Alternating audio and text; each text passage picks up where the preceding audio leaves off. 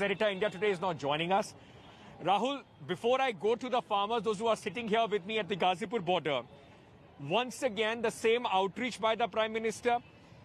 The question now is, Rahul, will it now be a stalemate, a confrontation on who blinks first, where the government carries on with their PR exercise to try and, persuade the farmers? Meanwhile, the farmers still feel the government is actually not reaching out to those who are sitting in protest.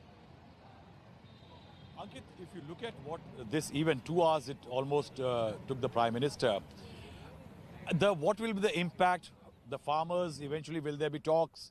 Yes, there is definitely an attempt to make the farmers wait out, also an attempt to isolate. But I will say today that the Prime Minister's event was a very carefully crafted execution of a strategy. There was an attempt to project the government as pro-farmer. 18,000 crore rupees transferred to 9 crore accounts of farmers as a reaffirmation that the government is doing things for the farmers. A point-by-point rebuttal of all the criticism of the farm bills by the Prime Minister.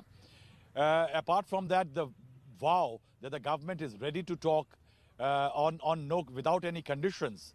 But Ankit, beyond that, if you scratch the surface, it was a very strategic speech by the Prime Minister. Let me explain what the Prime Minister did.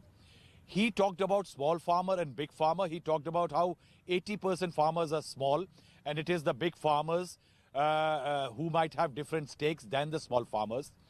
He tried to create a fault line or operate a fault line, if there is any, between politicians behind the agitation, as he says, and also the agitating farmers.